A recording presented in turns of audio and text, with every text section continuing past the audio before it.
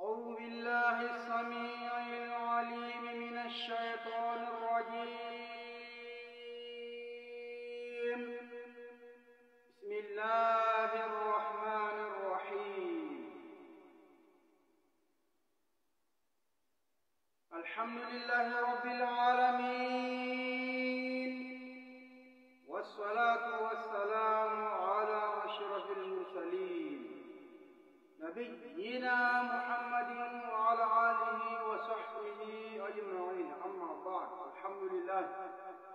أمبر ملوان الله تعالى فوق كاتانو كبركلا ممكن دان كربا سيتي دورين كرنكرو فلفلو لبان تمتا كنلان كوكنا مسبا عز وجل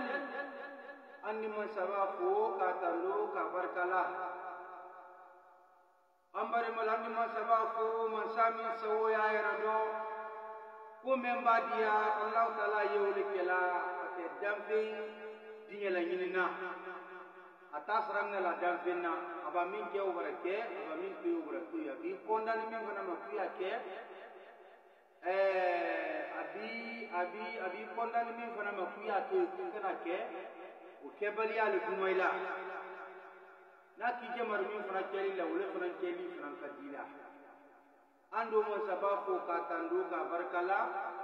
dan fe makulu masamin nasido alile mansadi alile fana ben mansayado afana ta wila ay mansayalila alile ka dan fe vela ka wila wote make ka masabamin nasi ambari malu ando mo sababu ka tandu ka barkala ren fanka site fokole Allah taala irakande ma sirota le masaba ma ko anyam ko sei ko le masaba irakande ulata minen ko fe ande kisini ke am kunti muhammadin sallallahu alaihi wasallam annakram ba nayi Allah jina muhammadi sallallahu alaihi wasallam wa minnani kasesu bela ka funi ke dina ni no fe Allah kila nani da islam dina nyino fe ka bas islam dina nyino fe ka kuma kan ko su bela ka bulu ko islam dina nyino fa ki sabari ko dimi be munyu ko kun ko sa ande di kisi aka seko ke aka nyafoli ke anye ronado ani hadithala nyafoli ke anye ukuna dia jonu ulda men kamila kabara kala kuna goya jonu uldal konko dola alan kisikan kan takuna goya ma iba mosi karama dia lenye wajule me mandani fio la madina ko ko ko sido wuya le sola le wuya ju to rola ko ambari malu te kuna dia to muslimi kuna goya to muslimi iba mosi halna barakon dika halna tira moy suna lilila ay jelo nyalila ay mo falila ay barakon bela ka fini jela be kuluka me wajule men ka dianye sali ka dianye londo nato adi nimisa kala barakul ngulu kale mane afna de jaggi sukundo doni Allah taala no wol fon korna ba kono inna salata tanha anil fahsha'i wal munkar wa la dhikru akbar wallahu ya'lamu ma tasma'un ni momi ya salila wati bela ka bunna salfara lulla tankana bulu hal na jara barakul jemele kam kumba salida benka bo barakul ni bela ka bunna bang para kurun jeli jumbu ayemo fari kurun nola li katambala nyeslanya samanna ka buy fadi do kala nyeslanya bosi ka buy fadi do katambi giskun jatuna katambi hakli midala ka biri donc si tana ba fanka sure mabake iba wajuli kan yefal sido ay di pro bosla kala tambi dina ka bwala donc te kuna dia to masri ambari malu anya gadi ka kuma rona tema la kan sura aya dole rona tema suratul kaf rona tema la lewi alele juju tandul nandi suratul kaf rona tema la lewi donc ambari malu Allah taala kuma ni wudi la ko kaye ani deninu nya mi mama sabara kuma o kaye suratul kaf kono aya 46 aya binani an aya warun Allah taala ko masabakan dini أعوذ بالله من الشيطان الرجيم بسم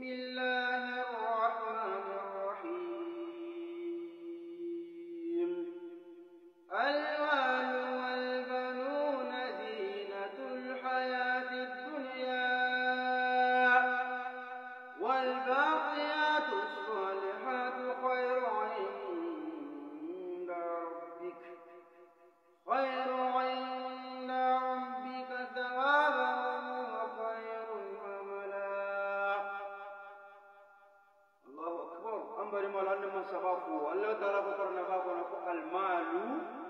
wal banuna zinatul hayati dunya wal baqiyatu salihatu khairu 'inda rabbika thawaban wa khairun. Allah taala ko korna ko almalu ko wuri togra ko korna ko ambari malu kuma ambena ka kuni ya kala manyama wuri ko barake fitna di dukulu ka nyamma bi wuri ko barake u be premier dukulu ka nyamma bi wuri ko barake ka silama ya dina mina ka bilambu keren keren fe ka wuri ko bla nyefe wuri ko barake nyami mabbi am bela ka funde na wuri kan nimbi donc kanyina sal farla lulu ko am bena wuri le kan nimbi kanyina wajibi la men ko am bena wuri le kan nimbi kanyina anya sello ma Allah taala la qur'ana do ka dalaka halka ayat ibn kararo wuri baraka sama wiya di bibi no islama mo yari na ka janna no wuri ke baraka sama wiya di ka anna ina kabul ko la ko wuri barake sababu ya didi ka annanyina alkema lolungo wuri barake sababu ya didi ka annanyina Allah taala ila kanunko bani wuri kundiga kuno bi ikira sundi di ba ikira jalundi di ba ikira jonfola di ba ikira jubotola di ba jama beri tuko beri dunya iri feriya bota gele ni mon ma bi kana wuri baki kun iri damun beleke wuri baki kun ila layro nyana ma do wuri baki kun ili sibu fi nyana ma ko wada mu fitini mi wuri ko son ambra nyina fil bela ka funu ko bi kan ya si wuri ma Allah taala na mo ko al malu ko wuri wal banun bani dinu ko wuri bani dinu zinatul hayati dunya ko le dunya nyana ma yangi wuri dunya nyana ma yangi parce que wuri ni denu na wuri façon de brake bi awra musul la kanya salla wuri ni denu na wuri façon brake bi awra kel la kanya salla wuri ni denu na wuri façon brake bi kam walla kanya kona aya wajibi la menna wuri ni denu na wuri façon brake bi angire kanem barakanya kona kana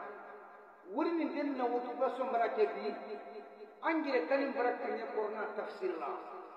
wuri ni denna wuti ba son barake bi halanya salifar la lulu min kala amma sura min kara nawra amma ko wuri ni deni min bara musul ni kelu mi da kawulla wuti kawulla pinyerete amari mama sababu ko wuri biya masjidi idi musuli kajanye ala woki baso mebe adenna kuli kedi adenna vinir kedi ndendi damu bere kedi ndendi fani numa bla dia dan si burgo nyana ma kono bi nin ter yo kono lom min nan ndendi wumbi damu fu nyanda jale nyambara ke ka bolo ndenni lum min tabidi mo bere kana ndendi ku dabla lum min tabidi ndendi kana ke dan nan fe lodi woki baso de barake bi amre nyina kabul kono labla woki fa sonde barake ambra ina alkema lolu woki fa sonde barake bi ambra ina alkema lolu ko ambra ina saire ko e ba mo siyasi la ka wajibu la men a sonde reji ko la ta sin ko la men kuna dia to masina hal na kila mo kara ba kuna dia to masina parce que foni soye ko la iki skole tambila foni soye vola nile kisi kaula men iki skole tambire la kasila Allah taala ne ne ye vola wajibu do amate ku itre mo men kurma e hakli men na dilla ko ri sinu kala men ay tambila la kura kura la hakilla iskun tambila silana Allah taala ne liman ya tambila dilla ko no jungu ye bosi la kula liman ya dilla son ko no jungu ye bosi la kula ida e per ko yi norola hala ngi sila nyi dum ne fari do ida yi ini motul bara bonyo ma idi ke bara ko mun timi kambi ni concentré ni salfar la dum kan ka wajibi la men ida ja ka randu ki bulu fe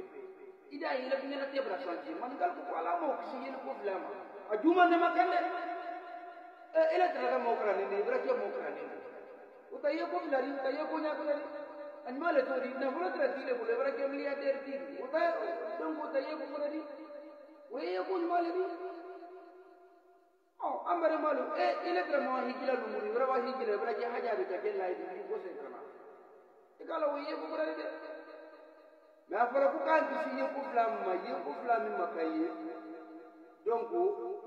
ki to bulu nyaaro fo ci bulu ambare malu bulu nyaa ikala be din na bulu ko du ye na bulu ci yara ambare malu amu emul berataba suma berataba abewya dile urle de la fu ka kenna bulu dire ngo secret yala ko du mande ye wuri ci yani secret ko du mande wuri ci yala ni secret ni mande yala kida ya ka bara re ke kai kurumike kinya boy ne ni ma ke wuri tidi ita sirle mola idi si ku kula ita sirle mola kida ya ka bara ke ka wudi mara ka dubu nai ko du minna fu yala ku ni ma ke na fu tidi ko ita sirle mola kida ya ka bara ke ka wudi mara ka dubu nai femi belo da ni ko ibe da pesan ida beke ye wuri mi sonna da bo atabo wanya kuma wuri ka tabo kasabanya wuri le bol korna ba ko al malu wuri wal banuna din zinatul hayat dunya ko le bi ngana manje masirite wala annaka yalanna ku bela bani mu'min ka wuri ni hakili da ka islam dina badu mi da fankala ko wuri ni hakili la ka islam dina badu mi da fankala ko wuri ni ka wajiru le mem mi da fankala ko wuri ni ka salim mi da fankala ka badu mi da fankala wal baqiyatu salihatu khairu 'inda rabbika kumba atotuni min nyafoni di dusine ka badu mi da sobera ma fa kana wuri ni de me ida ja salwati basa bitra le halaya basali ko ibatan suro wati kuruni min ko janni ila tawu ferdi miskila menna yu ma fina ni finto wol ni finje wolla ida ja yunde wali la menna manu karabu dusina khayru laka sayma inda rabbika allah taala barade an situ ta fe ka sayami adan dua adiada nye andua amadia nye andua ankanda ben andua amanda ben andua ansilanda la nya andua amasila la nya andua na ki de ire kana wajini me tulu filana kana corona yi kana misiri few ikombodo ikombodo do ya ima posite abeke ni tuloka man sabama posite finantila adi to ya la nya isi dan ni mumela sini ni nyanda ni de mala nya ya ala di tu isi nyaw baballo ma di mida na kimida man sabaka ulama kudusine man amila salihan fal nafsi duba bara juma min ke fadi wa saula iko kirale o man asafa leha mi ka juma min fanan ke kudusine man sabaka wa farafa wa rabbuka bi rabbil bidai sala kumba thawaban bani mu'min ila mo iko wajilla men jeje ila tila mo ka sal jeje ka kona gran jeje ye wori nyina anya dunya nyina ku ta sala fiu ye wori nyina ku ta sala kuibi ba dunya kuna na hayes atu kuibi tilo biyo kuna na bara wori nyina nyakala ta suma bani wori ti ku bi fendi ite mo singina fendi afolo men ni wori ti ku bi afolo ide de ti bunya imuso ti bunya donc mo si ti bunya ibade mo do bed off buyo idi beyi ma fola ngofe wala kala fina be sala wuri minna bay batte sala wuri minna kana la yida jani ko hal ni ga wuri fana so tan la tula wuri wo ko mbay ra ya ni wuri ni tan wati ko bi na lola wati ni ko am ko asali ko wajibu la na akundi wuri non ta wuri ni kayinde ni ma wuri ni tamo sinyina fidi wal ti consider lay re wudi mo kundi kumbi mol wala jil hakli mani ikana dan karama bide corona mu me bedu siya ko ikana dan karam madi haditha belo ya bisiyale ko yake sabab belo premier ni wuri ki gumbi ta mo ngina fuyi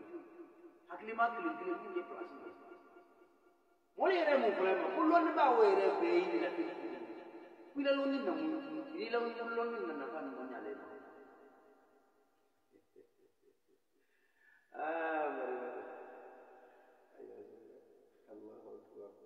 kuila luanin na nafal dunia ko fenti bulu ale mi yasi la ko ko wala ko ko mu yalla wala nyi to ko mu yalla re ko fakar sa loni re no ala loni na mu dina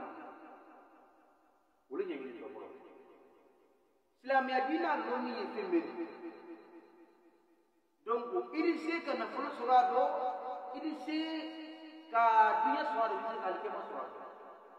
mais la Madina loni ko dum ya kemare ni mo mi ma dunya surado donc ala karam na la nyekle jekki min dina mo ibayu ila loni ila ulenu mbele nyanta na pala le ka wala ka ba ni wuri da mo mi gumbi ko la loni kana pala mo donc ambadi malu ala karam na la nyekle jekki min dina ma ala karam na la ko to nya min jekki min yaira kala la donc aketo bara jati ni sorona mo kan ni kilim pisa mo kan ni kilim pisa ka sa mo kan bali mo wani ka jandi parce que wala fri bi sakna bu foi alla ko to ba tingal bulal mala ya da men ile min ni la tam be tare tare woni ko ale hakli ka bu dal hakli ma re ni mo mi dula yo ka miri ka sini préparation la ka sini préparation la wala atala banki bravo iba barake ni wakile sorona karo wakile woyi da ja hal ni ka kima fulale bla bankla ato kemesi donc yuda me yiduni blay am kadu ka ni perde la bara lu minna ni bu ki soron ko janko ki soron ko no yewla wulla wala ko du ni afato wala ma ko tutwa ataka donc ambari malu Allah Ta'ala ko al mal wal banun zinatul hayati dunya wori ni deni nde dunya ni ngena maya ma donc ama ko gini woti tuladi me ya lon ni dina ni mission ni kamma mission ko babandu minna ku di arati jeni arati de wayasro ibri ko si ala batula وليه تظن بلدن والباقيات الصالحات خير عند ربك ثوابا وخير عملا donc ambari malu ni momin ka ala wudi nyini ndasa ala wudi nyini tando mida sali wati bara se ko bla wala sali momin ka ala wudi nyini tando bla sundu lele nyini ka raja ka sundu halni sundu ndam insha Allah barawa kala wudi nyini tando bla kashi ko wajibi la meke kada jaka patu mina mimo miko ke tawaba Allah Ta'ala ko kwado tila mo brai khairu brai ko amala igili sami re ma sabari brai dima min ka buno ala ko mi bar la patron bado buno ste patron ya ko ya harigina son ko sita mo sita barake min harigina son ko ibar la patron bado buno afu ye na bara bulo ndi sra dala walul ikara bar la nya de mana sikono ibasra dala walul la karo Israel re dunia fambe ku idi sara dala walolu karo okay dala walolu ni muri ela patron ba era bala ka se wala ku gate ay clip ay dala million clip préparé kunyan na bara de sala wala hatta to ala bara de brede quoi ayla dala walul taka konde kale ke isse wanya ere mo badala walul sura ko kilim bara ko wudila mo bara sa ikaru ko dala walul beta ire tile mo bara sa kina dunya fa ni bara sa mo dunya ko na sa ka sew mais mo fana basra wala ta ko fi eta ko ti da kin sa ela dala walul me woli donc ela patron ba ela dala walul be ko ay bay dala wa bi ko non don walu be ko ke kala ila walu tan akinya dala million kili ka di me la ka kili sra bon donc ya dara bu sine ela patron baba dai itaji bili dilo sangi kaza kabun ko ya samu kasia abaluye ko kilim pesa wuri sura abaluye ko kilim pesa wuri sura ni sola ko dala wa ko kilim pesa ela patron ya ba ya bu nyamba na ela dala mi kilim muru minila itaji bili banyata muru kima ma misali indura mbari mbari sawaban nimo min fanatila mo kay daja ka wajulu la men ka salli ke ka fatulu ke korna kran nyandi kimodum ka Allah taala fatu Allah taala ko sawaban kwado kila mo brai khairu brai min kam sai khairun amala karam min kam sa katambi ila kila mo na brai min taala man sabah adi brai ke ban brai makafinya ka bangka makafinya ka bangka makafinya ka bangka makafinya ka bang ku kile brai umidela ule fona man sabah ko wa inna ma tuwaffawna ujurakum yawm al-qiyamah ari barani magal srada wal jamal lulu faman zuza anil na uni kisra jahana mataksema udi khal janna li do na hadi na ko faqad faz bi ibrahim wa man sabah di srada fa ka ban bumi ma ko usiku boy kabangu tusine kane mahali kinata kadima hina isra abra o double nyeme o kado ko ya sabo donc ambare malu ni momin do malala aka momin no kuma ka sia momin no wajili ka jam tra momin ay tan finge tan de bulu finge dire sali finge tan de bulu afinge es mut kun balete na wudi ni tan finge mbabise ni jam ko ma ko sala ko vendin ta to wasali donc ambare malu ayya donc ni le ko bi de moti Allah taala nyen na yire kan nyen na ibi ma ko sala ko so wallahi ma sabab na di ma ko ya min ka mun ka bi itra wato ma ko ya ya